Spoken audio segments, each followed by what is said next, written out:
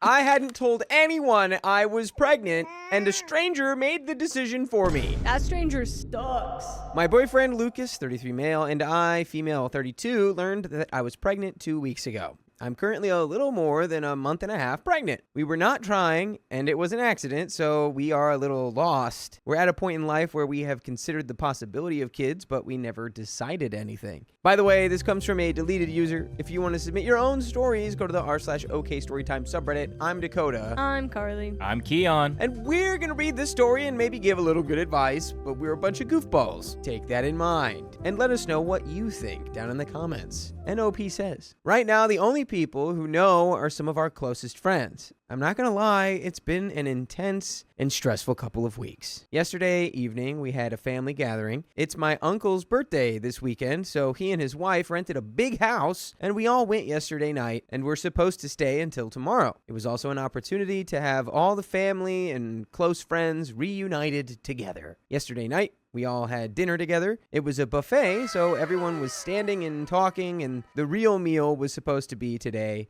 at noon. Lucas and I thought it would be a way to take our mind off things. Keep in mind, at this point, nobody at this event knew about the pregnancy. So yesterday, we were all catching up when my cousin came to introduce his new girlfriend, Anna, to us. I see my cousin often, so we only talked a little. After a while, however, Anna came back to us and did not leave me alone. She kept talking to me, cutting other people off, and trying to make me drink to have fun. I told her I was not a drinker, which is true, especially at family gatherings, and I tried to make her understand that I wanted to talk to other people. Well, that makes the not drinking part easy if you've just always not been a drinker. Yeah, you just say, this is just what I do, or rather, don't do. This is just how I am. Leave me alone. At one point, Lucas got fed up and went outside. She again tried to give me a drink, and this time when I told her no, she asked in a teasing manner if I was pregnant. I froze up, and before I could say anything, she started telling me that she was happy for me. Who is this girl? I'll tell you who she is. Who are you? Annoying. Why is Lucas fed up and goes outside? Not talking to you. You can also just completely stop. You know what I mean? She's just talking at you and you just look at her That feels and like you what was nod happening. until she leaves you alone. Yeah, where's Lucas when he can do PK Fire? I told her that nobody knew, and her answer was, "Oh my God, this is such a good opportunity to tell your family." What? And then she made a toast and told everyone. What? Nah, get out. Did you not be like, no, don't do that. Stop. Don't. Because I didn't hear any of that in the story. She told her don't tell anyone. She literally was like, we're not telling anyone. Keep this a secret. We are not telling anyone. OP does continue. Everything happened so quickly that I couldn't stop her. Everyone came to congratulate me, and I started getting overwhelmed and cried. My cousin went to get Lucas, who came for me, and we left to go to our room. A lot of people tried to follow us, but he explained that we needed some time. Later, he went out and told people that we didn't want everyone to know yet, and they left us alone for the night. This morning, we went for breakfast, and a lot of family members called me dramatic for leaving the night before. I tried to explain that Anna had no right to tell people, and that we didn't want people to know. They got mad at us, saying that at one point or another, they would have found out that I should not have kept it a secret,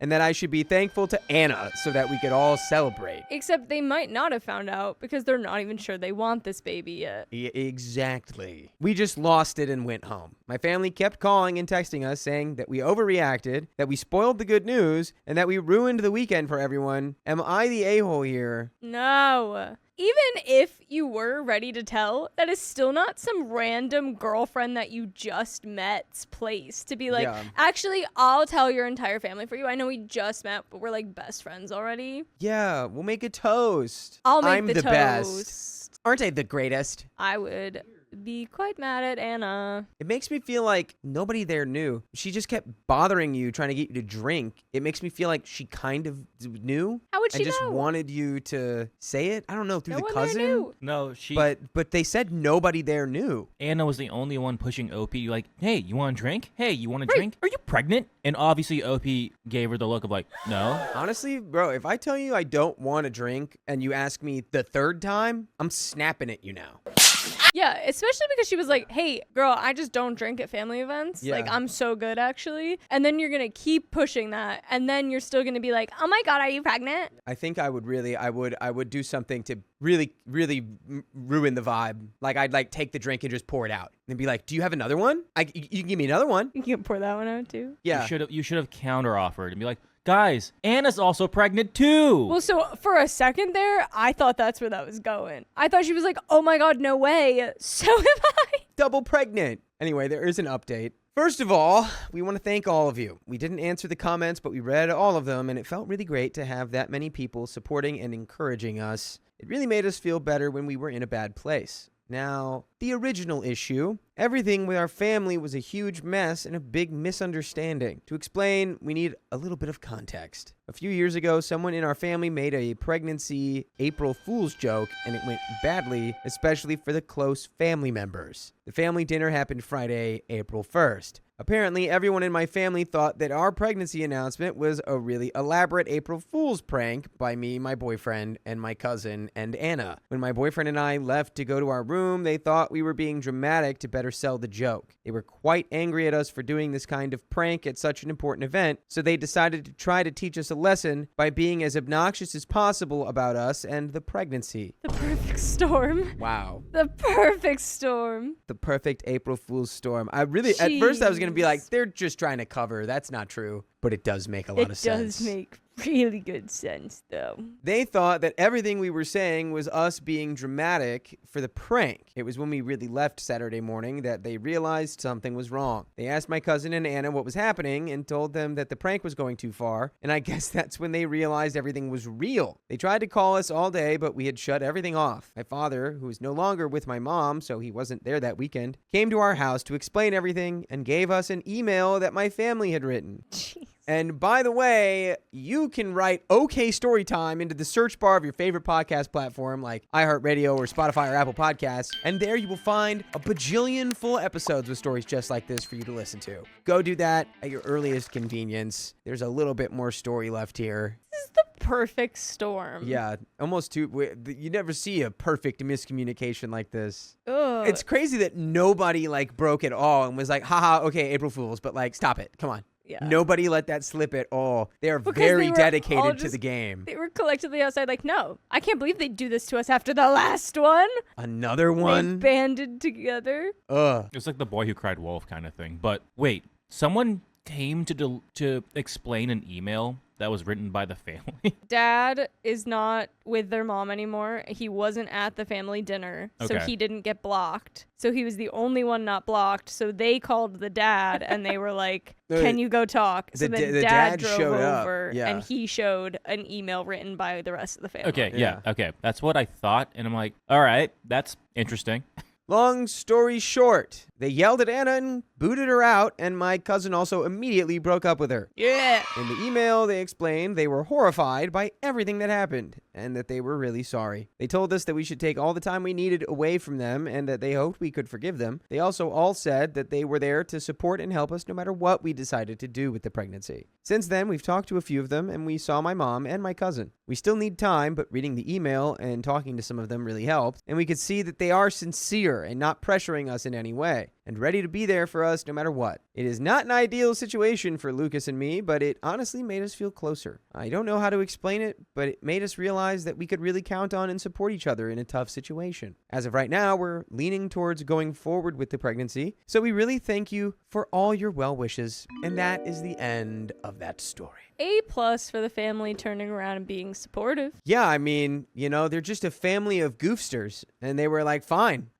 We will see your April Fool's pregnancy and meet you with April Fool's surprise. We're really happy about it. We want to give it's time to celebrate. No one in this family's ever doing an April Fool's prank again. Yeah, every pregnancy announcement forever is just going to be like, what's the day? What day is today? How far away are we from April 1st? Okay, thank God. We're about 4 days, 5 days. 4 days, 5 days. Yeah, from April Fool's.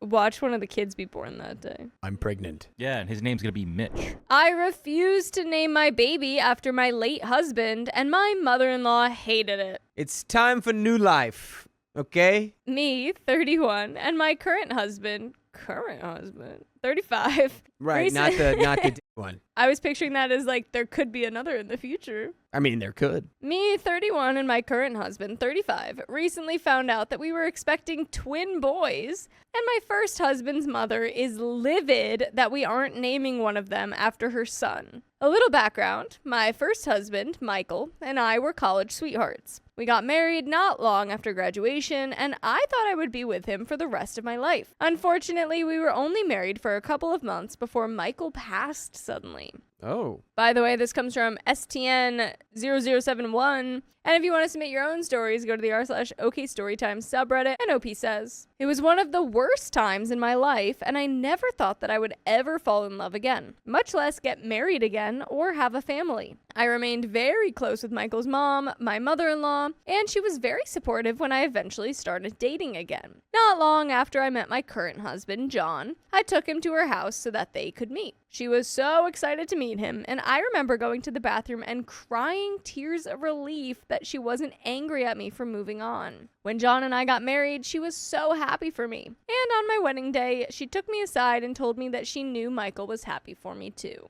It meant so much to me to hear her say that. Earlier this year, John and I found out that we were pregnant. At first, mother-in-law was ecstatic, making jokes about being a bonus grandma, and even asking to help plan the gender reveal party and baby shower. But then, when the subject of names came up, she was shocked that we weren't planning to name the baby after Michael. I explained to her that if it was a boy, we were going to name him after John's father. I could tell she wasn't happy, but she seemed to accept it. Things took a turn for the worse after my 20-week ultrasound, when we found out that I was carrying twin boys. When I told her the news, she flat out told me that I had to name one of the babies after Michael or she would never forgive me. Oh, no. You have to give me $1 million or I'll never forgive you. When I told her that we weren't going to do that, she absolutely flipped, saying that I was betraying the memory of her son. Maybe you could have been like, okay. I won't name any of them Michael,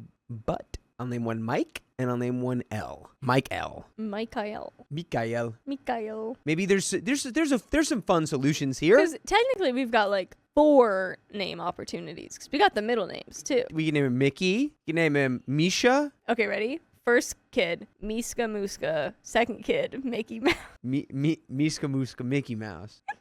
Mimu for short. That's the first name, middle name, first name, middle name. I tried to make her understand that as much as I love and miss Michael, that chapter of my life is over. And I feel like it's disrespectful to John to insist on naming one of his children after another man. At first, John said that he would be fine with it, if it was what I wanted, but eventually he admitted that the idea made him uncomfortable. So the first kid's gonna be John the third? Yeah, they're naming him after John's father. After the father. I guess John's father's not necessarily named John. I think we should get like a Frank Zappa style, Name one of them Dweezil. Name one of them Moon Unit, Yeah, Keon. Yeah. Keon, but add more vowels. Name one of them, What just other name one vowels of can we them get in there? Ocean Sunfish. Keiaon. Kiaoyuan. Name him Klingon. One of them's just silent.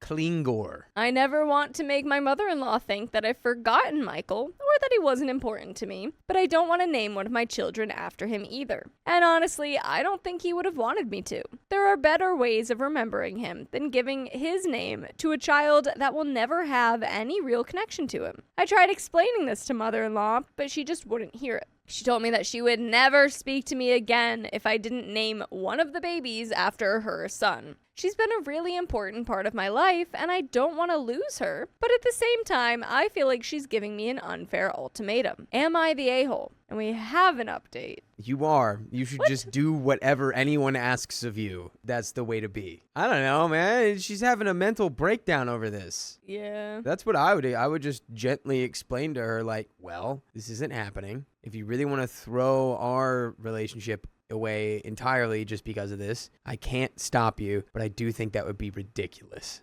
Especially because it's like you were married to her son, so you're a connection to her son. So she'd be throwing away her last connection to someone else who actively loved her son as much. Exactly. It's maybe not the last connection, but a big one. The wires are getting crossed. There's a malfunction going on in the critical thinking center. Do you think OP did name it Michael mother-in-law would be like, "Oh, my baby Michael," like. I was a little worried She about would. It would be weird. She'd be doing weird stuff for sure. that. Or at least maybe favoring a twin or 100%. something. Let's Oh, be yeah. honest. She'd be doing weird stuff, man. She'd be like, oh, I just want to hold Michael, not the other one. Update. Wow, I'm blown away by all the feedback and support. We are hosting in-laws, John's parents. I want to know what John's dad's name is. By chance, John's dad is just named Michael. John's dad's name is Michael. What are some other names very close to Michael? Shakira. Yep. Shakira? The closest one to Michael, guys. Closest one to Michael might be just Zykel.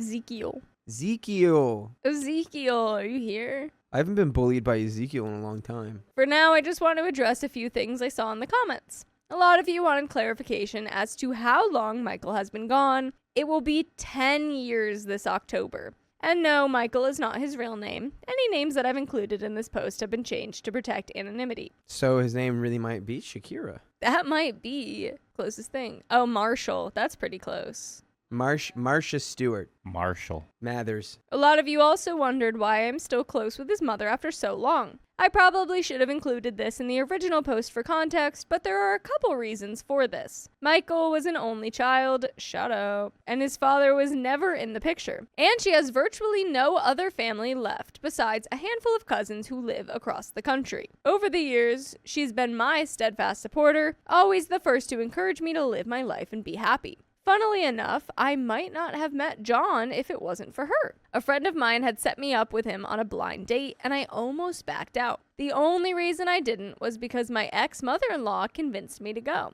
Honestly, she is the last person I ever would have expected this from, which is why I found it so hard to deal with. A lot of you have said this is probably her being forced to finally deal with a lot of unprocessed grief, and I think that's probably true. I think at some point I stopped thinking of her as my mother-in-law and started thinking of her as a friend. I thought that she'd come to think of me in the same way. But now I'm realizing that at least a part of her still sees me as Michael's wife. I am hopeful that we will find a way to work it out, but I am prepared to let her go if it comes to that, even though it would make me terribly sad. To those of you who said I should start putting up some boundaries with her, you're probably right. I honestly thought all of the bonus grandma jokes were harmless at first, but now I have started to think otherwise.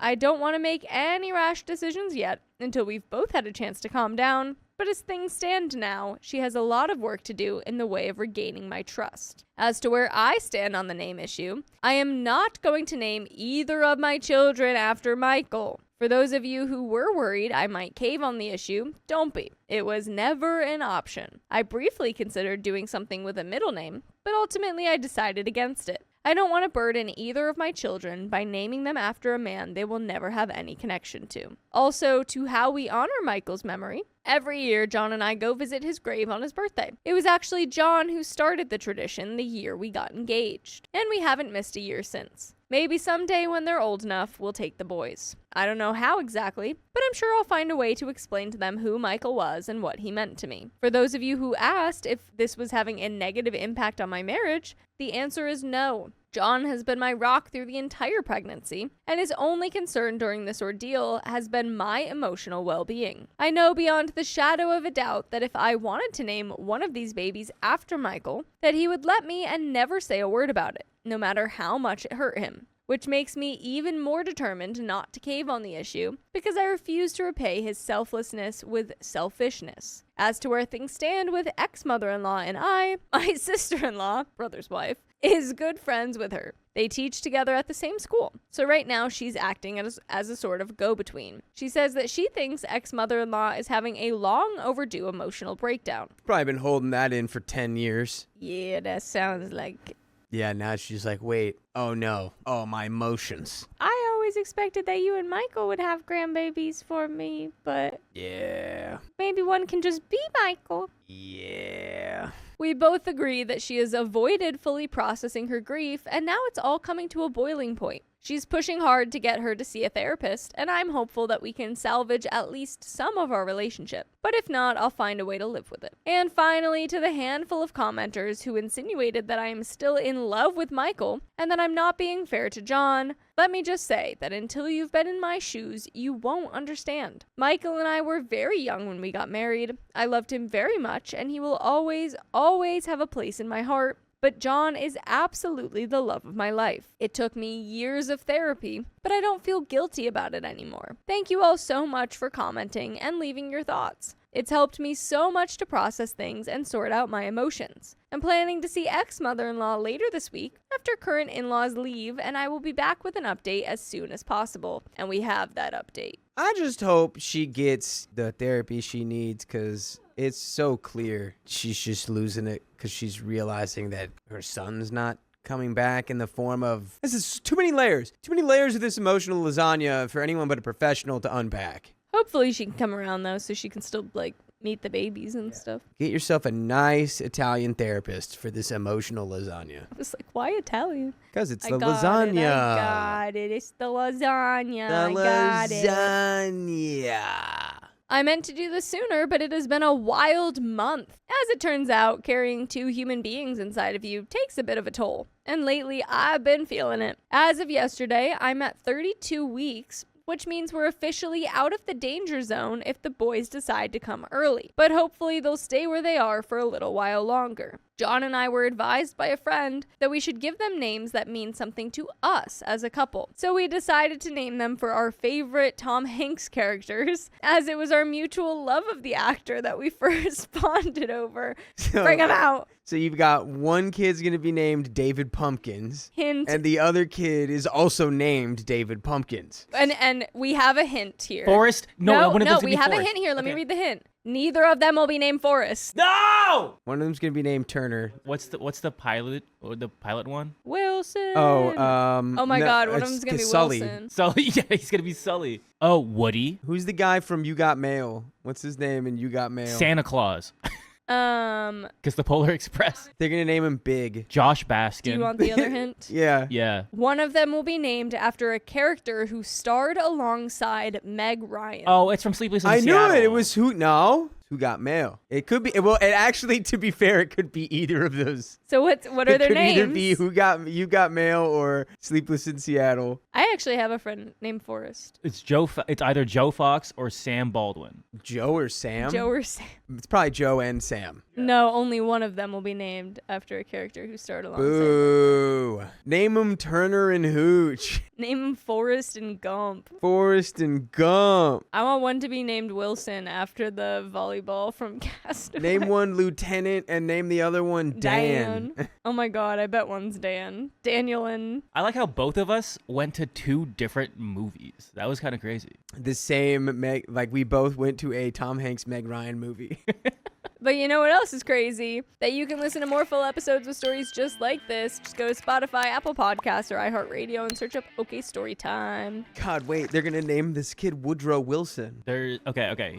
We're going down the list here just because this is fun. Forrest Gump, Sheriff Woody, Captain John Miller, Chuck Nolan, John Baskin, Andrew Beckett, Sam Baldwin, Jimmy Dugan, Jim Lovell, or Lavelle. It's Jim Lovell. Victor Apollo astronaut Jim Lovell. Victor Navorsky, Captain Richard Phillips. Oh, it's probably Captain Phillips. Fred Rogers, Otto Anderson, and there's a couple other ones like Joe and. God, what has this guy been in every movie and everything ever forever? Except for Everything Everywhere All at Once. Except he was not in Everything Everywhere All at Once, yes. But he is Everything Everywhere All at Once. He's everywhere. Carl Hanratty from Catch Me If You Can. Carl Hanratty. Carl. All right. I love that movie. Since I made this post, it has come to light that ex-mother-in-law has a serious problem with booze. I never realized this before because apparently she was also very good at hiding it. Also, I've been told that while she has been nothing but supportive and kind to my face, she has made some very unkind comments about me and John behind our backs.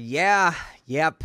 Oh my God. She's even told some people that I cheated on Michael, her son, with John, even though I didn't even meet him until several years after Michael passed. That's crazy. Maybe we just limit contact or cut it anyway. I would talk to her. I mean, if you really care about her, I would be like, hey, you really need some serious help. I think this has been a long overdue. Like, she hasn't been able to properly process or deal with her grief in any way. And so now, it's all slamming her at the same time now that you're like, I'm not naming our children after Michael. I'm realizing she could have named one Tom and one Hank, and that would have worked. I swear, if there's not another Tom and Jerry movie starring Tom Hanks as Tom, I'm going to be really upset. Who would be Jerry? Jerry Seinfeld. Jerry Seinfeld and Tom Hanks. We went no contact 2 weeks ago, and it made me very sad because Michael adored his mother, and it would break his heart to see her like this. Because as awful as she's been to me lately, I know it's just because she's in pain. Still, I know he would understand why I've decided to cut her out of my life. I truly hope that one day she'll heal and we can find a way to be friends again. And that is the end of that story. Yeah, I think that might include not really being in touch, though, you know? Yeah. I mean, it's going to be a long time before she can probably, like, interact with you and be in your life in a way that doesn't cause her to be, you know, negative or... talking crap about you. And that's, like, you know, that's understandable from, like, a weird... I don't know, grief is weird, especially when it's, like, not processed right. It's like, who knows? It does all kinds of crazy stuff to your behavior. Yeah, her saying that might be, I don't know, it just brings her some level of coping, some level of solace. And that's the end of that story. We got another one. I tried to push my daughter into things she didn't want, and it didn't end well. It's not my dream, it's yours. It's a good dream. I, female 44, have 3 girls who I'll call May, 21, Jessica, 19, and Diana, 16. Of course, I'm biased, but all 3 of them are genuinely beautiful and charming. However, Diana isn't as social as her 2 big sisters. It's the classic teenage sitcom difference. By the way, this comes from user throwaway lowq4579. If you want to submit your own stories, go to the r/okstorytime subreddit, and OP says... May and Jessica were social butterflies in high school. They had lots of friends and were very well known. Diana, on the other hand, has the same 5-person group of friends since middle school, and they spend most of their time playing video games, particularly League of Legends and Smash Bros. I see nothing wrong. Nothing wrong with this. I see nothing wrong with Anything, this. this is peak. I'm sorry, so your daughter has the same day one group of 5 people for the past 5 years, and this is a problem? The LOL, the League of Legends may be a little bit of a problem. The Smash Bros, completely okay. Peak. Sometimes they stream. In general, they're more on the geek side. Like I said, a very cliche difference. What's the problem here? I don't know, She's man. like, they're on the geek side. Why are we calling our kid a geek? Diana has had bad luck, and thanks to the lockdowns, she hasn't had the full high school experience her sisters had. But she doesn't seem as affected as one would think. On one hand, it makes sense. Despite the worst part of lockdown last year, she pretty much played with her friends online quite often, so I'm guessing she didn't feel as isolated as her sisters did during those times. Yeah, nothing really changed on that front. Let me guess. She was like, I can still play my games. Let me guess. She's playing Animal Crossing, and you're getting really upset about that. Depending on what kind of, like, which animals you're choosing in your neighborhood, Was that you gotta optimize. Because that got big during... I don't want to see any birds. I don't want to see I want to see clones of KK Slider all over the town. I want to see aquatic cephalopods. I want to see the weird guys in your town, okay? This is now a gamer story. Still, I'm concerned a little. Teenage years are a lot about being social and adventurous,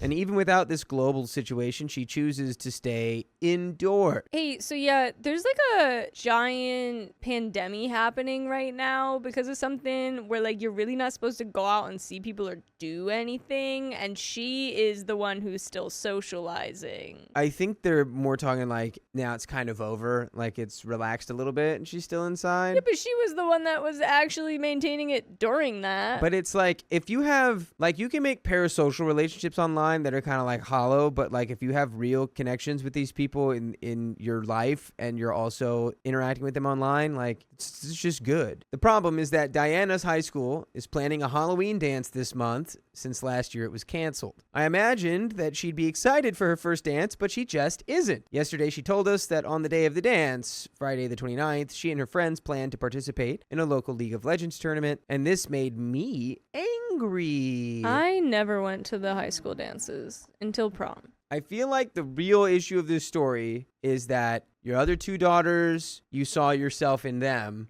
but you don't see yourself in Diana, and it makes you upset, and now you feel like she must be doing something wrong. Or she's not enjoying it, yeah. Going out to socialize with her friends and even participate in a giant tournament, and you're like, how dare you not put on a pretty dress? And wear high heels. She literally has all the time in the world for video games, but a limited amount of high school events, and she's just ditching them for a video game tournament. I can count on one hand the number of high school events I remember, and I'm like, wow, what a core memory that was. It's 0. I can count it on. There it is. It's none.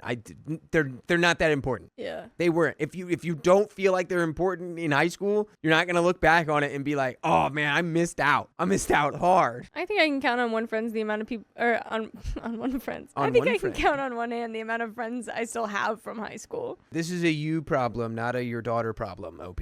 I usually try to be supportive of her hobbies, but this crossed the line. I told her she couldn't go to the tournament, and if she didn't go to the dance, then she won't go out that day nor play video games for the weekend. You're punishing her for not wanting to go to a school dance. Yeah. You're weird for that. This is weird. It would be more understanding if it was like, no, I'm just going to stay home and like play stuff alone in like a dark room. Like, okay, maybe let's get you out. Like really sad and like depressed, like, oh, I don't know what to do kind of stuff. The tournament would be more of a, dude, Yeah. a video game tournament with my friends and we win? I'm going to remember that forever. Dude, I still remember what we did at E3. I remember everything I did at E3. High school, don't remember. E3, oh boy. Cowbot is God. Actually, my cousin had Sadie Hawkins, so I do think that's still a thing.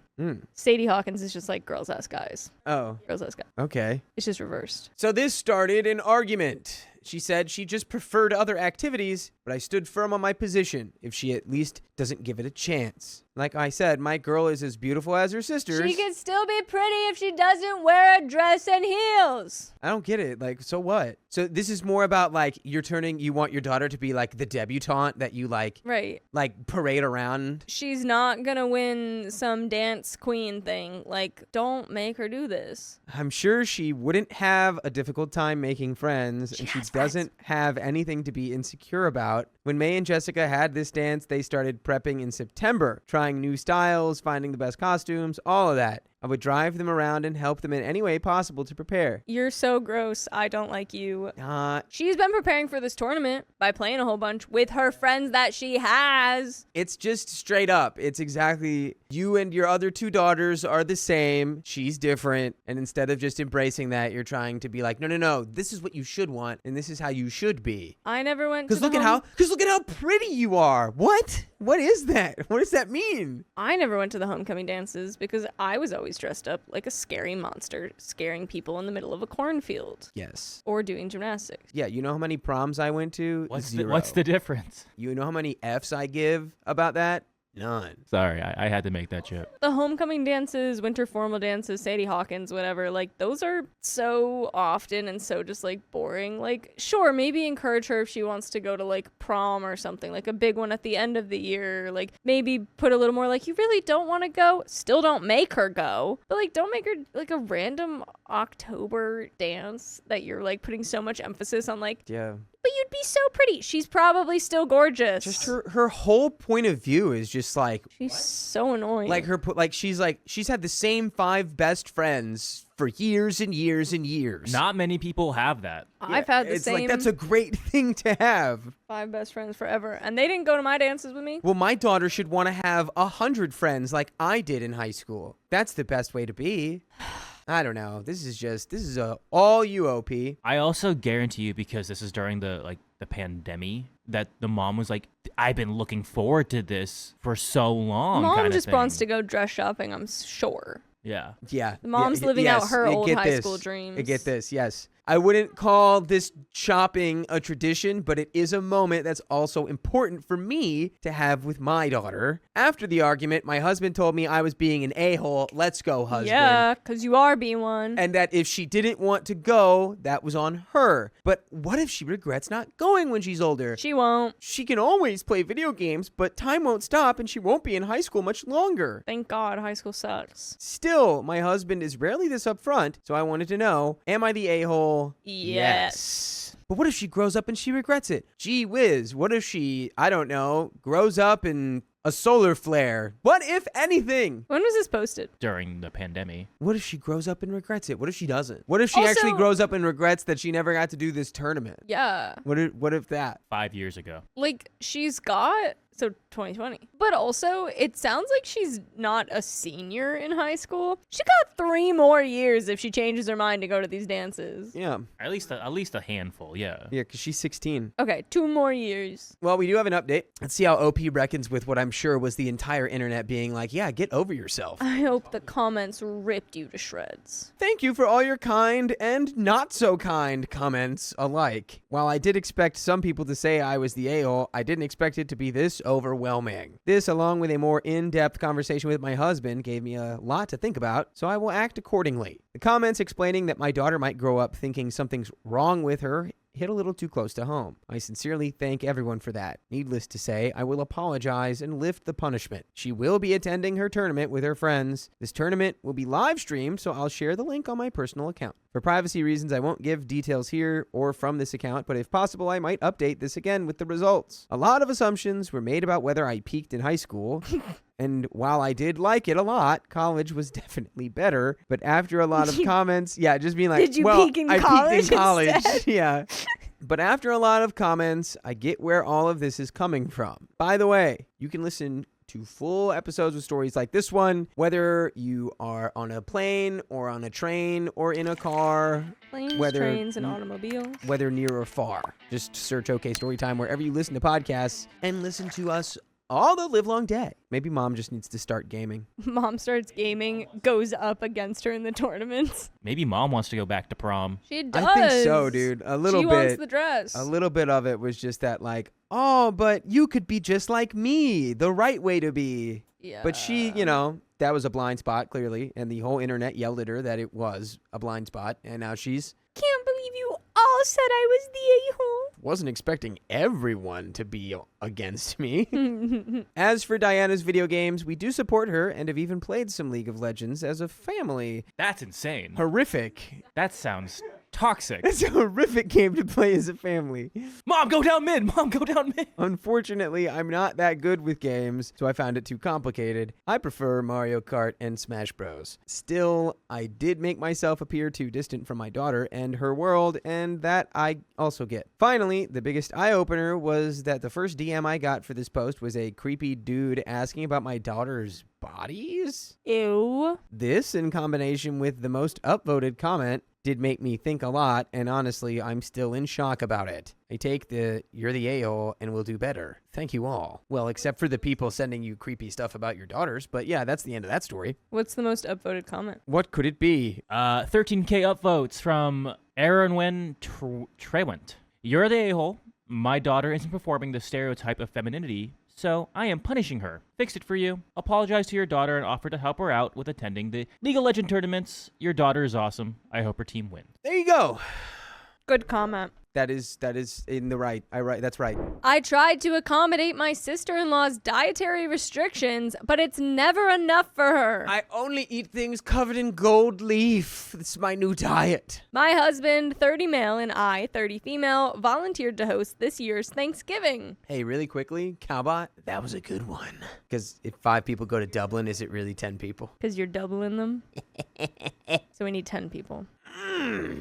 He misses his family, whom we haven't seen since 2019, and he loves this holiday, so we worked to make it happen. By the way, this comes from Expat for Love, and if you want to submit your own stories, go to the r/okstorytime subreddit, and OP says. Usually everyone meets at his parents' home 6 hours from us for Thanksgiving, but they're not comfortable with hosting right now, so we invited them to our place. We offered to quarantine for 2 weeks before, we work from home so we can do it, and get tested to make them happy and safe. They accepted, and on mother-in-law's suggestion, we also invited husband siblings with the same quarantine and test rule. Older sis, husband, and kid said yes. Younger bro, 28 male, and sister-in-law, 27 female, first said no, but later changed their mind and said they'd come. Last week, I forwarded them our planned menu, and that's when things got weird. Sister-in-law is vegetarian, maybe her husband too, I don't know. So I sent the menu to make sure there's food they can eat. It's a basic Thanksgiving menu, so everything but the turkey and gravy is vegetarian. Mashed potatoes, corn pudding, green beans, etc. And I added stuffed mushrooms and veggie cream soup. Brother-in-law said it's fine, but later emailed again asking where we buy vegetables.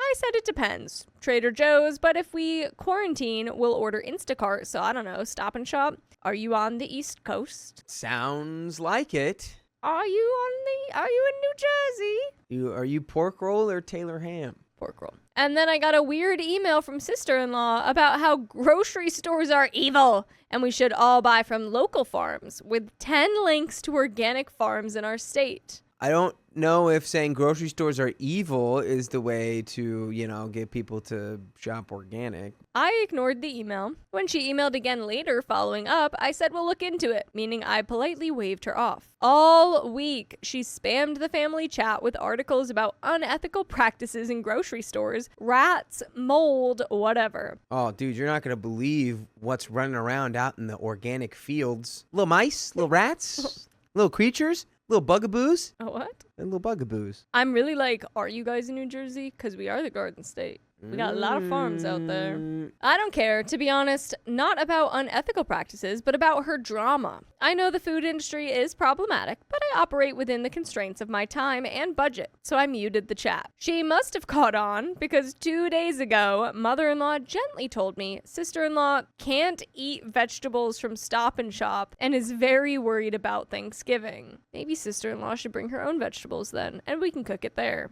I think I guarantee you could just say, yeah, none of these came from the grocery store, and then she'd be like, oh my God, these are so delicious. I can taste the freshness. Oh my gosh, I just love the organic farm fresh carrots you used in this casserole. I said I'd get Whole Foods, but sister-in-law emailed another list of farms instead. I ignored her again, so this morning I woke up to a message in the family chat about how she and brother-in-law just want to make sure their dietary restrictions aren't too much of a problem. And if I'm too busy to respond to their concerns, they don't want to impose and don't have to come. So I said we'll have many vegetarian dishes, but I can't control the province of the vegetables. And they're welcome to bring a dish or two with farm vegetables if they want. Now sister-in-law is mad because I'm making her cook her own food and doesn't want to come. Watch me cry so many tears about that. Mother-in-law told my husband I should apologize, and my other brother and sister-in-law also think I should apologize to keep the peace. My husband isn't mad at me, but I can see this is making him sad,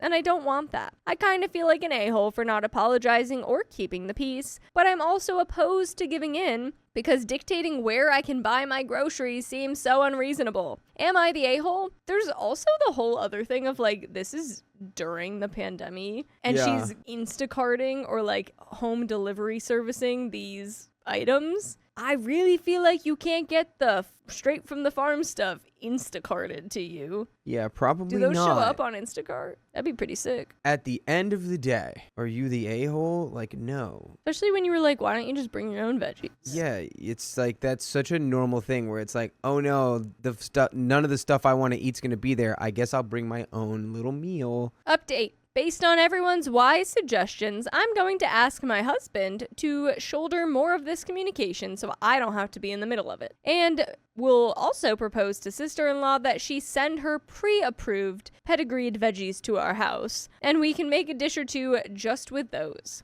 Hopefully that'll keep the peace. I am standing firm on my lack of apology for now. You don't really need to apologize. It's just a hard situation to be made to be the peacemaker when the person causing all of the problems is not you. It's this other person and their demands and their feelings that are causing the strife. You don't have to admit that, oh yeah, I'm wrong. Oh yeah. You always get what you want if you complain long enough is all you're teaching her. Yeah. So don't give in. But I'm standing firm that you guys can listen to full episodes with stories just like this one. Go to Spotify, Apple Podcasts, or iHeartRadio and search up OK Storytime. As the Rolling Stones said, sometimes you don't get the things that you want all the time. And that's what they said. But if you do try every once in a while, you might find out that you do, in fact, get the things that you want. They also said that. Edit for info. I don't know if sister-in-law has previously made these demands of our in-laws. We only met at their house twice, and I didn't hear of any veggie drama. But it's possible mother-in-law handled it behind the scenes because she's very accommodating. Husband asked, but she's being evasive. I knew she likes ethical eating, yes, and we made sure she was happy. What she says is code for, we lied about the veggie providence.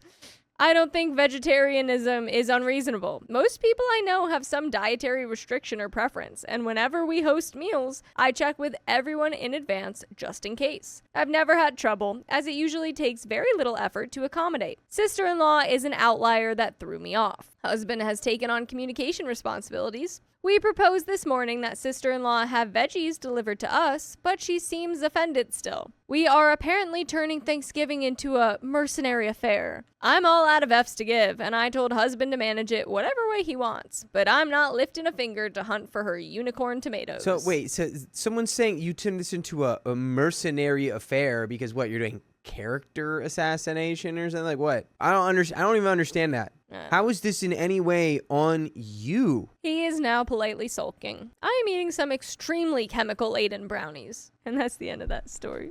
Should bring the brownies to Thanksgiving and watch her be all frightened. Wheatgrass and chaga dirt into a cup and say, this is the newest health for you. New health. New health. Babe, wake up. New health just dropped. New health just dropped. That's the end of the episode. So if you love us, make sure to subscribe. We love you and see you tomorrow. Whoa. Hey, wait a minute. Don't go anywhere. Don't leave. We have bonus stories that we think you're going to really like. So stay tuned for the next one. I don't want my baby to have a relationship with my father-in-law because he has never cared about me. It's okay, OP. I'll care about you. I'll care about you more, though. I'll care about you more. No, I care about you most times infinity. A little backstory is needed. I, 29 female, have known my fiance, 31 male, since 2019. We had an on-again, off-again relationship until March of 2022. I moved out of state and he realized he couldn't stand me not being in his life. So he broke up with his then girlfriend to be serious with me. He flew to my new state and brought me home. By the way, this comes from user background noise 21. And if you want to submit your own stories, go do it at the r/okstorytime subreddit. So he knew his family would have some questions. So he told a half-truth about our relationship, saying that I had a family emergency, my sister needed back surgery, and came home suddenly and needed a place to stay, and that we were feeling out our situation, but nothing was concrete. We had discussed children, getting married, getting a house, and all expectations of the relationship before I agreed to come home with him. We got pregnant a year and a half into our current relationship. It wasn't planned. I was switching birth control because my previous one was making me depressed and gaining weight, 20 pounds in 9 months. In the year and a half prior to getting pregnant, there were a few instances with his family members that has caused tension with getting close. I made a joke when a sister-in-law, S, we'll call her Stephanie, who doesn't understand my humor, and she told the family I wanted to poisson her husband. She was complaining that step-brother-in-law C, who I will call Carter, was never home and didn't appreciate her. I told her that if he was sick, he would be home, and if she took care of him, then he would have to appreciate everything she did for him. But now we just have to figure out how to make him sick. 3 months after I made this joke, I gave them a loan of $20,000 to help them start a business, which if I wanted to poisson or hurt him, I wouldn't have given him the loan. I want my money back at some point. Later, step-sister-in-law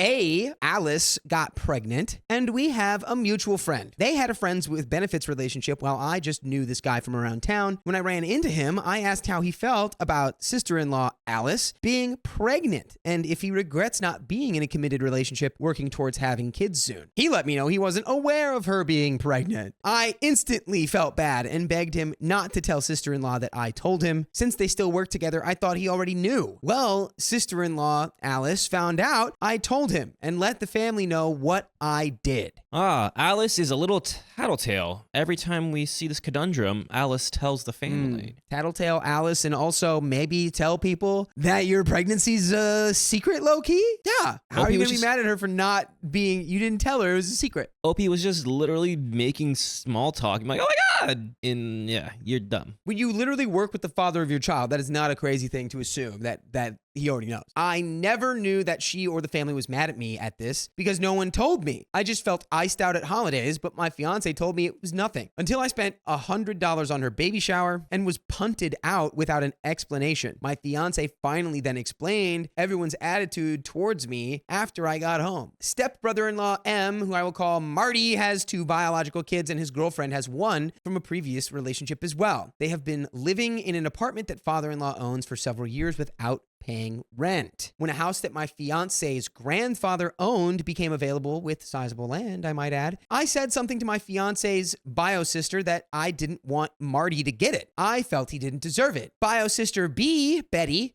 has been looking for a house so she can start a family. So I felt if fiance and I didn't get the house, she should be able to have it. Marty has never kept a job for longer than 6 months, even with having custody of his kids. The only time he was able to hold down a job is when my fiance employed him, or when brother-in-law Carter did. Marty is a fan of the devil's lettuce and is a free spirit. He's always learning new musical instruments and painting and drawing or playing video games. He and his family are never outside. His kids never play outside to the point they are afraid of getting dirty, and the smallest bugs scare him. The house needed a lot of work to make it livable, and I knew Marty wouldn't be able to afford it. And if he did afford it, he wouldn't pay grandpa rent, since he hasn't been forced to pay father-in-law rent for over 8 years. Because of my statement to Betty, she told father-in-law and his wife, stepmother-in-law feels like I'm coming between the family. Stepmother-in-law has never made me feel welcome. She would reach out to all the women in the family for holidays and tell them what to bring, but never reached out to me. She never made an effort to get to know me at functions, and when we announced my pregnancy, she grilled me on being a part of the family and bashed me for a solid hour, making me cry. Brother-in-law Carter told my fiance to convince me to terminate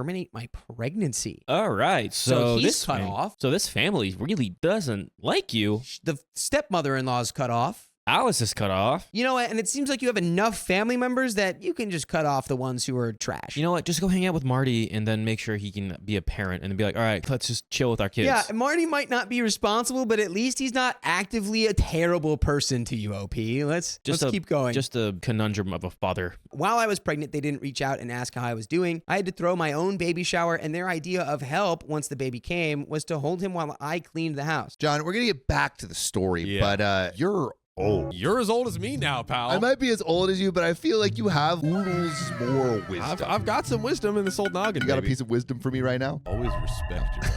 And I think the other piece of wisdom that I've learned from John is join OK Storytime memberships. Yeah, that's freaking right. We have 60 plus hours of exclusive live streams on Monday, Wednesdays, and Fridays. And it's only $5 a month, so go to the link in our description, youtube.com/OKOP show/join. Get it now while I'm still alive. And now back to the story. Even with a second-degree tear, and I ended up so sick, every time I stood up, I felt like I was going to pass out. They still only wanted to hold the baby. 2 weeks after giving birth, father-in-law told my fiance, quote, I'm the grandfather. I should be able to see the baby whenever I want. She does know she's a part of our family now, right? Which means we see all of our other grandbabies every other week. We expect the same of her. As if the 2 years we were together prior didn't make me a part of the family. And they never included me in the family. Yet I was supposed to hand over my child without question. Now, mother-in-law, on the other hand, has been amazing. She has always made me feel welcome. She's crocheted me a scarf that I was wanting, made my baby a blanket to match my scarf, and several outfits, even the one my baby came home in. She has never been pushy about seeing the baby, and every time she would visit, she would offer to do laundry or dishes or whatever I needed done. I love my mother-in-law. Sorry for the long backstory. My baby is a year old now, and at first, father-in-law and his wife were super pushy about seeing the baby and demanding pictures every week. Never once asking how I was doing or inviting me to come see them or asking me to come see the baby. They wanted to take my baby by themselves, even though I strictly breastfed no bottles, and I was a stay-at-home mom. They always reach out to my fiance and complain they haven't seen our child in weeks. There was literally a family get-together every 3 or 4 weeks, and so we saw them all the time. I see these people as strangers, and I don't trust them. I've seen how stepmother-in-law speaks and treats to her bio-grandchildren, and I don't like it. Making her 2-year-old grandbaby stand on a scale every time she gets him because he's getting chunky, he shouldn't be weighing so much. That's a Literally freaking baby, bro. Black hole, dude. I want this through the sun into the black hole. It's You're a freaking stanky baby, spaghetti. dude. You're weight checking a 2-year-old. She tells her children and their significant others when she is getting the grandkids instead of asking. Their pushy and entitlement attitude just rubs me the wrong way. I have cut my entire family out of my life for their toxicity, and their pushiness just makes me want to dig my heels in harder. My mother-in-law, on the other hand, is the complete opposite. She lives 45 minutes away, and so does her parents. When she visits bio sister, she will sometimes stop in and visit with me and play with the baby. She's taken me out to lunch. She celebrated my birthday. For my first Mother's Day, she had seen a hoodie I posted on Facebook, and she surprised me with it. She even buys me gifts for Christmas. All the things father-in-law and stepmother-in-law don't do. Mother-in-law has taken the time to get to know me and helps me whenever she can. I went to her town to go shopping, and I trusted her to watch the baby for an hour while I did so. When her parents haven't seen my child in a while, she will let me know. They keep asking, and she asks what my schedule looks like. As soon as she tells me her family wants to see the baby, I go out of my way to make it happen. I don't feel like walking on eggshells around her. I feel accepted. And by the way, we will always accept you listening to full episodes with stories like this. All you have to do is go to Spotify, Apple Podcasts, wherever you listen to podcasts, and search OK Storytime. We have just a little bit of story left here. But before we go on, I mean, I think definitely we have a no to low contact conversation here. Where is the fiance or father here? Because I don't think they're married yet. They're not married yet. I would assume giving in to demands. That's where he's at. But like, where is the OP talking to him? Like, hey, they kind of suck. Like, your stepmom sucks. Nah, and then he's just like, that's just how they are. What? Yeah, so we don't have to have them around. That's the crazy. We don't have them around? No, you gotta have them around. Don't need to have them around. No, like, what's going on here? Where is his say? Where is he at? OP, you just got like low contact, even though it seems like you were doing low contact, but they do family events every 3 to 4 weeks. Yeah, it's weird to be like, that's already a lot, honestly. So anyway, let's finish the story. My problem is this. My fiance works 12 to 16-hour days, and he's hardly ever home. He sees his child for maybe an hour or two every day. There are a few days where he only sees him for 15 minutes. He's pushing me to make more of an effort for his father and stepmom. I don't feel like it's my place. My focus is on our family and those that accept us as a family. If father-in-law and stepmother-in-law want to see our child, they should reach out and invite us over or ask if they can visit, which neither of them do. So what should I do? Would I be the a-hole if I didn't put forth the effort and kept doing what I'm doing? Side note, they treat the biological sister-in-law the same way. She just had her baby and they ask how the baby is, but never ask about her. Father-in-law complains that mother-in-law was at the hospital when she gave birth and comes over to see the baby all the time, but mother-in-law is cooking, cleaning, and taking sister to the grocery store so she doesn't get overwhelmed. Mother-in-law is taking care of her daughter so her daughter can take care of her baby, while father-in-law would only and is only focused on the baby. So he's just a selfish prick. Yeah,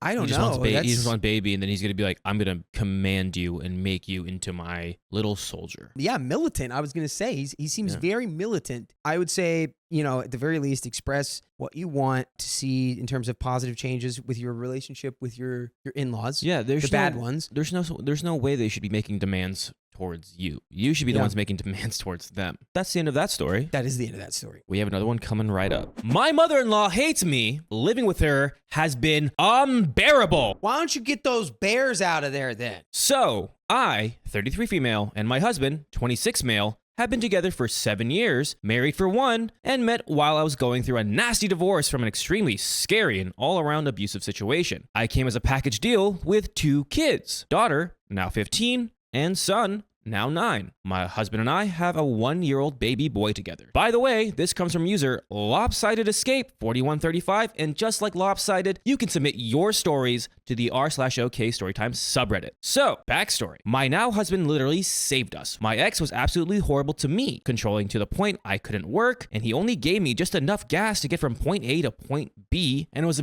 in every single way that you can think of. I literally snuck us out in the middle of the night. Husband now has never been married before. I know people see the age gap. Sorry, not sorry, LOL. He's only lived with his parents before me, but fell quickly into a father role. After the divorce, the ex signed his rights away. He didn't want the kids and couldn't care for them anyway. So now my hubby is adopting them. Woo! Yeah! The 5 of us are happy. To be honest, I've never in my life been this happy. Now, on to her. Mother-in-law has not approved of us from day 1. No. She wanted better for her son, not a divorced single mom. I work 40 plus hours a week. I take care of my kids. I'm clean, respectful, honest, loyal, a little damaged, but aren't we all? So for years, I've tried to gain her approval. There's always something I do that she just doesn't like. She's very passive aggressive. Examples will be later. But see, I gave her a grandbaby, her only bio grandbaby, and second to her son, her only blood relative. She was adopted as a baby. So 2 years ago, before the wedding and our baby, hubby and I moved in together. I wanted him to experience being a full-time daddy with bills and everything outside of his parents before we made any further commitments. I wanted him to have a chance to decide if he truly wanted this, even though he said he did. I didn't want to be tying him down or not giving him a chance to live his life. I didn't want to feel guilty, and part of me always wondered if I wasn't good enough for her son. Christmas Day, 2 years ago, there was a horrible freeze. A pipe burst in our apartment and it flooded us out. We were near the end of our 1-year lease and the damage was too much for us to move back in. So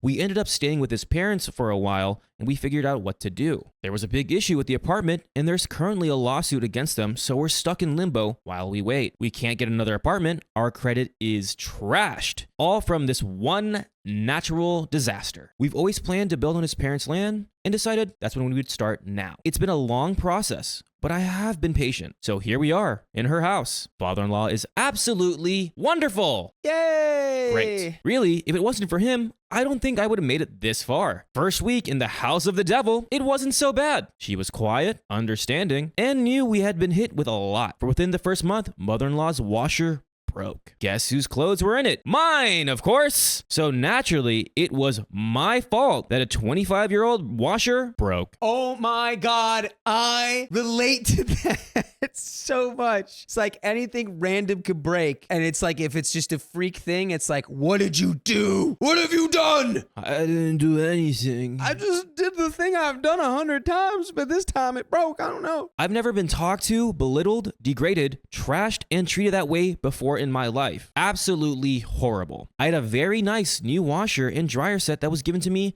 and I gave it to them for free. I felt so bad, but how would I have known this would happen? You think she so much as coughed up a thank you? Nope. Nada, nothing. So I stayed in our room. Our older two were staying with my grandma at the time, so we could get situated and settled so they didn't have to see everything within the devil's house. I can list off 100 more situations like this one, all just uncontrollable things that would just happen, but somehow were my fault. I should also add, she is a severe hoarder. This is a huge 2-story farmhouse. It's 4 bedrooms downstairs with 2 and 1.5 baths plus 2 huge bonus rooms upstairs. But there's so much stuff, we had to get storage, and she will not throw anything away, not even to make room. So the 4 of us, at that time, squeezed into 2 small bedrooms that were already full of her junk. She came to me crying one day after we announced our pregnancy, saying she wanted to clean out the house and make it better. I vowed to help her, and so I did. I cleaned out our 2 rooms, the spare, where father-in-law sleeps. That's a whole nother story, LOL. And her living room, kitchen, breakfast nook, and dining room. But then 2 days later, guess what? What? Don't tell me. Don't tell me. She kept being a hoarder? She kept being a hoarder. It was full of stuff. Again, I tried to pick up after everyone to keep it straightened, but she yelled at me because she couldn't find anything. I told her it's where it's supposed to be, and she yelled even more, how she left it out on purpose and so on. We're going to get back to the story, but Sam, you have a copious amount of something. What, John? X's. I have like 4 or 5 or 6. I heard of 6 with a 0 All behind right, it. that 60 number, comes from somewhere else. Where does that come from? It comes from our OK Storytime membership. Yeah, that's freaking right. We have 60 plus hours of exclusive live streams on Monday, Wednesdays, and Fridays. And it's only $5 a month. So go to the link in our description, youtube.com/OKOP show/join. Join a club almost as exclusive as Sam's X is. Well, let's get back to the story. I explained, well, you asked me to help you, so... She snapped, whatever, rolled her eyes, and walked away. I quit for a while and only cleared space for us to eat. It got really bad, and my OCD can't take it, so I cleaned again, and again, and again, and again. This last time I swore I never would again. Mind you, none of this stuff belongs to us. It's all hers. Now, on to my kids. She has claimed them as her grandchildren from day one. She loves them, but she treats them like they're such a burden. They can't walk to the kitchen without her asking, "What are you doing? Where are you going? Who, when, where, and so on." My 9-year-old is constantly on eggshells and she yells his name 100 times a day. Calm down. Be quiet. Stop. And so on. And then, have you ever oinked at a teen girl for getting a brownie from the kitchen? Yeah. That hurt her a lot. Dude, this woman is just revolting. Like, how are you going to treat my kids like this? I would oink back. You're living in a pig pen right now, it seems like, pretty much. Yeah. My daughter is beautiful, in perfect shape, just gorgeous. And mother-in-law is, let's just say, could lay off the snacks, LMAO. My husband and I will try to have a private convo, and she will pause the TV and ask what we are talking about. I tell her I'm talking to him, and she gets pissy. Just so many things. Too many to type all out on here. Her entire family feels this way about her as well. She treats everyone like we are beneath her. I've come to realize she is this way because she has been enabled and allowed to be her entire existence. No one confronts her. Everything keeps the peace and just ignores her. Father-in-law and my husband have lived with it for so long, they just know how to let it roll. But I can't. I've tried to talk to her, tried to reason with her, tried to find common ground, but then she makes it seem like I'm crazy and there's nothing wrong. She will literally give you the silent treatment for nothing. Or if you don't tell her every single detail of everything you do. The last and final time she watched the 1-year-old was so hubby and I could run to the store and the storage unit. We were gone for a total of an hour. While we were gone, we decided to run by a drive-thru, and she called 20 minutes into the trip and wanted to know if he needed a bottle. I had already told her the answer before we left. She can hear hubby chewing a fry and was mad we didn't tell her we stopped to get food. It would have been nice to know beforehand. Like, why? It's not like she would have wanted anything. She had already eaten before we left. It added 5 more minutes to our trip. She is the one who pushed me to leave our child with her. It's just a simple fact she's nosy and wants to know everything about everybody. And we want you and everybody else to know that we have episodes just like this with stories just like this on Spotify, Apple Podcasts, or wherever you have your podcast app. Just search OK Storytime, and we'll be right there. We'll be there as long as the digital world exists. We're at almost the end here. Yeah. And I'm at the end with this mother-in-law. I think, again, this is all so temporary. Even if you try to reason with her, you just bite your teeth and you're like, maybe, I know we don't have good credit and I know we're taking this as like a temporary home, but once we get everything, like we got to get the process of getting out of here as soon as possible. I think I have just a couple things. Exactly what you just said, that this, you can make this, gas for the fire to get out of this situation. If you want like maybe some more closure about like why she is the way that she is, because honestly, the way that she treats you and like talks to you has probably it's nothing to do with you. It's just her. It sounds like it's throughout everything with all the family members. It's not just you. She is her own problem. And if you I would watch some Hoarders if you really want some insight onto like the psychology of like, no, like straight up though, like how difficult it is to get these people to see reality sometimes. Like they're so delusional that it's like, it's such a monumental task for you to even try to attempt to change her behavior or fix her. I wouldn't even waste my time with it. Honestly though, but you and your hubby should become fans of watching Hoarders until she starts bringing up how it makes her uncomfortable. And then you go, why? But let's go ahead and finish this story. I'm at my wit's end. Our house will be done in a few months, but goodness, every day I grow weary and I just feel so much hate in my heart. And yes, I am in therapy. My kids are in therapy too, but I feel things I've never imagined I could feel towards this woman. She's pure evil, mean, hateful, judgmental, and self-righteous. So on and so on. It's his mother. I can only say so much without going too far to him. But believe me, he is aware of her abuse towards us, especially when he's not around. So, what do I do while I wait for our home? How to protect myself and my kids? We literally have nowhere to go. I feel like I'm going insane. Like, honestly, anything is better than this. Anything is better than Hoarder House. Like, I know you say you have nowhere to go. I don't know if You said you had some of your older kids stay with grandma. Can you stay with grandma? I mean, that's a possibility. Maybe if you're already living in such a tight space, what's another tight space where you're at least a little bit happier and a little bit more safe in a less controlled environment? Just a couple months, see if you can grit it out. I mean, clearly this woman doesn't deserve your respect. Like, I think you should straight up be watching Hoarders like at high volume. Yeah, that's the end of that story. We have another one coming up for you guys. Stay tuned. My mother-in-law designed my baby's nursery with political memorabilia, and she refused to remove it. I'm speechless, actually. She's like, I just know this baby's gonna be a political science major when he grows up. My husband, 34 male, and I, 29 female, are expecting our first child. He is an only child, and his mother, 65 female, is over the moon excited. She lives about a mile away, and my husband and I both work. So she has made a nursery at her house for the baby to stay. More on that later. By the way, this comes from user Sad Oop. And if you want to submit your own stories, go ahead and do it at the r/OK Storytime subreddit. So, her and I have an okay relationship. not antagonistic, but we are wildly different. I was raised by a Gen X cool mom, where we talked about everything and I was raised to be independent. We have our fights, but it's healthy, open communication. When I make a decision or set a boundary as an adult, that is respected without question in my family. My mother-in-law is a more typical traditional mom, very doting on her son who was a perfect angel. In reality, he was just good at not getting caught and telling his mom what she wanted to hear. I give the context because the mismatch between how I'm used to communicating and how her and her son communicate is part of the problem. Now, the story. My mother-in-law is a Trump supporter. My husband and I are very much not. We live in a conservative southern state, and I'm no stranger to Republicans. Some of my closest family members are Republicans, but none of them are Trump believers like my mother-in-law. Even if they were, they respect me too much to talk about it because they know where I stand.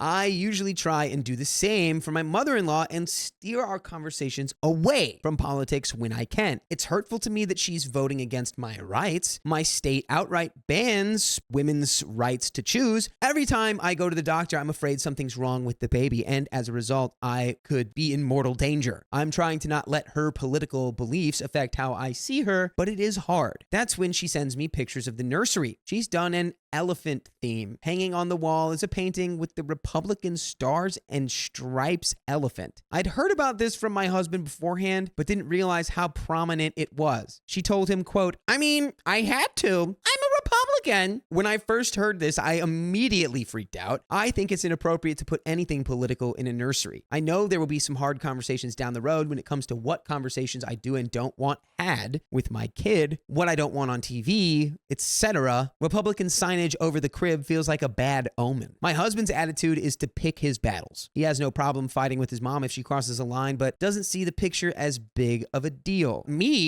I feel that if a small thing is a point of contention, what's going to happen when it's a major boundary that needs to be set? He was fine with me handling the situation how I saw fit. I sent this message, quote, the room looks great, but I can't say I like the Republican elephant hanging up there. I get y'all are Republican, but I'm very much not and don't really want that around my kid. Do you think we could take that down? It'd make me feel more comfortable. And I got zero response. This isn't the first time where I've sent a message setting a boundary and gotten radio silence, or we'd have a conversation over the phone and I'd think everything was resolved until my husband talked to her and she's still upset. To give my husband credit, he's not defending her in any way or taking her side over mine. He's just used to ignoring her, and I'm used to hashing things out. He's out of town, but when he gets back, he plans on visiting in person and setting things straight. Okay, cool, good. I was gonna say husband's kind of being way too laid back, but I guess this is how the couple is and how the family is, and everyone's used to it. Okay, let bygones be bygones. Yeah, he's just been conditioned to this point. He's like, I know if I fight her over this, it's going to be like just a tooth and nail, drag out nonsense fight. First, I need to know though, am I overreacting by being this bothered? Does this situation actually warrant fighting with my mother-in-law? I do not want to set a precedent of me being uncomfortable with something and saying nothing where my child is concerned. There is an update. Just a couple of points I clarified in comments. My mother-in-law has made a baby room at her house. John, we're going to get back to the story, but I got to tell you, I've been loving these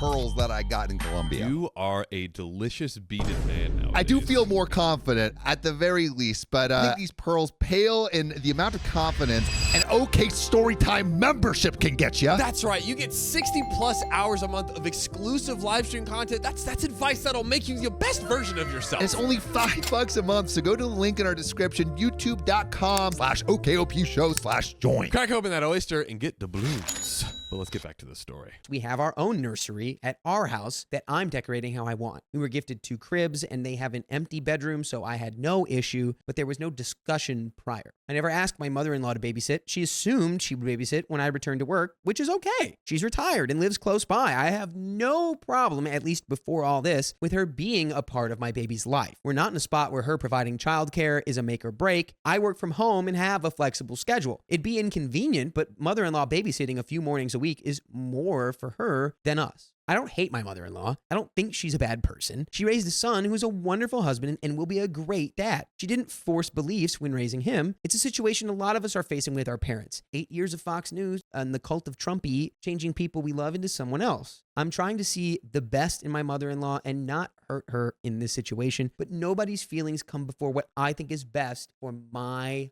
child. Today, I spoke with my husband about my concerns. He agreed that his mother needs to talk with me when I have concerns and follow any rules I set forth. He called her, but didn't think it would be a fight because he believes in his mom. It did not go well. He's out of town, but when he gets home tomorrow, he's going over there to have it out. In his words, I'm handling it. Nice. We like a husband that handles it, huh? So. With his own mom. Don't make me handle your mom. What are you doing? Handle your mother, please. Update number 2. I just heard my husband's side. He spoke with his mom for 30 minutes on the phone, and it was a disaster. For anyone saying this was a way of her testing boundaries, you were right. It started with mother-in-law acknowledging that she read my text but didn't respond because she didn't think it was a big deal.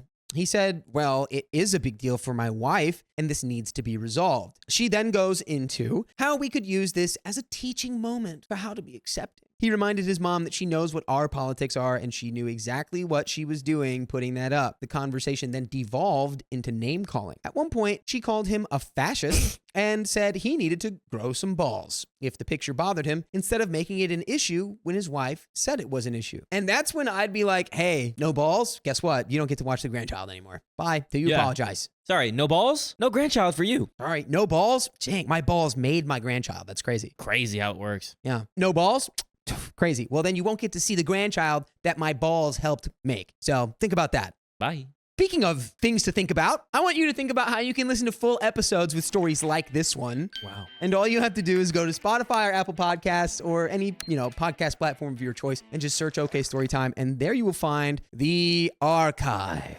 The of archives, like 2,000 plus episodes. They are complete. They are complete. Master Kenobi, they are complete. There's nothing incomplete about these archives. But this story is almost complete. I mean, I think we've said our 2 cents. Now the mother-in-law is getting a little egregious here. So are we like going no contact with the grandchild here, or are we like I want to hear what you have to think about the boundaries. Said this already. In no sense is she a terrible woman, other than like a little fluffs here and there. I mean, obviously, like, because this conversation was held with the son and the father of your child, see how he feels. If he's like, okay, that crossed the line, because I mean, obviously I would, as my partner got called out by his mom, I'm like, that offends me, but like, how does that make you feel, hubby? Mm-hmm. And he'd be like, that's how she talks to me. I don't care, but like, I put my foot down and that's what we are. And so I think it's morally up to him as well to see how he feels on this conversation, because this blew out of nowhere. And it starts like